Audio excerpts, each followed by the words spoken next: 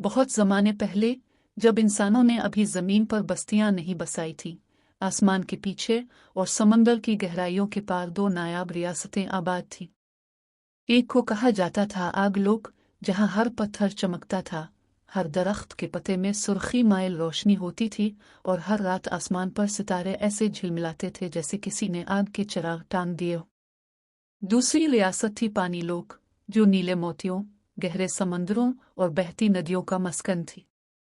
वहां की फजाओं में हमेशा हल्की हल्की खुशबू फैली रहती थी और पानी की लहरें ऐसे नाचती थीं जैसे कोई मौसीकी बजाता हो। आग लोक की मलिका थी ज़ाहरा, जो तेज मिजाज लेकिन दिल से बहुत नर्म थी। और पानी लोक की मलिका थी नीसा, जो सुकून और हिकमत की अलामत समझी जाती थी। दोनों एक दूसरे की गहरी सहेली थी।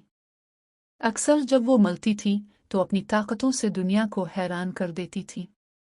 कभी आग की रोशनी पानी की बूंदों पर डालकर वो आसमान पर सबसे हुसैन कौस कज़ा बनाती, कभी पानी की लहरें आग की गर्मी से जगमगाकर मोतियों जैसे बुलबुले बनाती। मगर एक दिन किस्मत ने उनकी आजमाइश कर डाली। एक रात आग लोक के आतिशफिशा पहाड़ से लावा बहा और पानी लोक की झील तक पहुंच गया। कई नायाब मोती मछलियां जल गईं। पानी लोक के लोग चीखने लगे, ये आग लोक वालों की साजिश है। दूसरी तरफ आग लोक के पहाड़ कमजोर होने लगे, जैसे किसी ने उनकी आग चरा ली हो। यूं ज़ाहरा और नीसा के दिलों में शक का बीज बो दिया गया। आखिरकार दोनों में लड़ाई छिड़ गई। इस जंग में अजीब व गरीब मनाजिर देखने को मिले। आग लोक के सिपाही शूलों से बने घोड़ों पर सवार थे।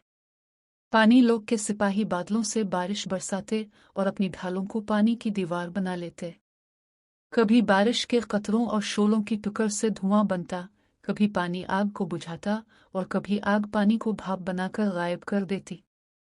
इन दोनों की लड़ाई देखकर कुछ छोटी परियां तो हंसने भी लगती, क्योंकि जब कभी पानी आग से टकराता तो अजीब मिजाहिया शक्लों वाले बादल बन जाते।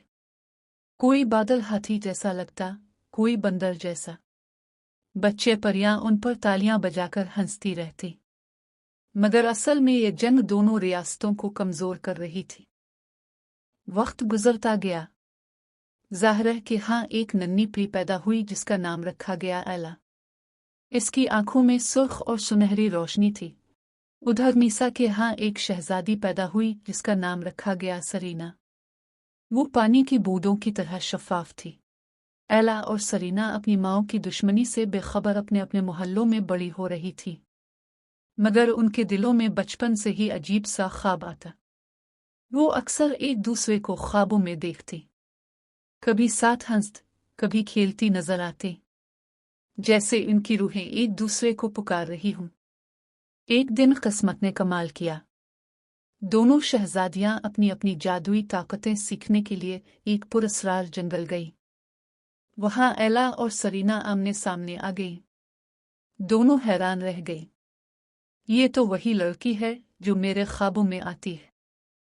पहले तो एला ने मिजाहिया अंदाज में कहा, कहीं तुम वो पानी की बूंद तो नहीं जो बार बार मेरे ख्वाबों में छींटे मारती है। सरीना हंस पड़ी और बोली, और शायद तुम वही आग हो जो मेरे सपनों में मेरा कबाब बनाने की कोशिश करती है। दोनों इतनी जोर से हंसी के दरख्तों के पत्ते भी खड़खड़ाने लगे। यूं उनकी दोस्ती की शुरुआत हुई। दोस्ती बढ़ने लगी।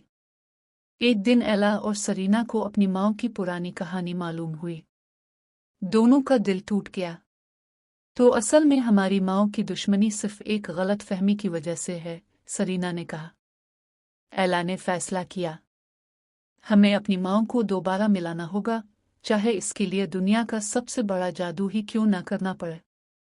एला ने आग की रोशनी को कौस कज़ा के दरख्तों पर डाला। सरीना ने इन दरख्तों को अपनी बारिश से भिगोकर चमका दिया। फिर दोनों ने हाथ पकड़कर एक जादू किया।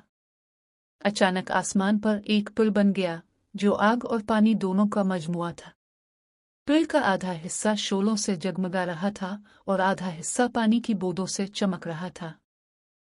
इस मंजर को देखकर ज़ाहरा और नीसा दोनों हैरान रह गई। उनके दिलों में पुरानी यादें ताज़ा हो गईं। दोनों अपनी शहजादियों के पास आए, और जब सच्चाई खुली कि ये सब फितरत का खेल था, तो दोनों की आंखों से आंसू बहने लगे। दोनों रियासतों में जश्न मनाया गया। आग लोक के ढोल बजे और पानी लोक की लहरें नाचने लगी। परियां हंसते खेलते गीत गाने लगी। छोटे बच्चे परियों ने कौस कज़ा पर फिसलने की कोशिश की और गिरकर हंसी का तूफान बर्पा कर दिया। एला और सरीना एक दूसरे को देखकर मुस्कुराए। हमने नामुमकिन को मुमकिन कर दिया। यूं आग और पानी की दोस्ती हमेशा के लिए कायम हो गई। एला और सरीना को दोनों रियासतों का वारिस करार दिया गया ताकि वो अमन कायम रखे। और आज भी कहा जाता है कि जब बारिश के बाद आसमान पर कौस कज़ा बुनती है तो वो एला और सरीना की हंसी है जो अपनी माँओं की दोस्ती को याद दिला रही होती है।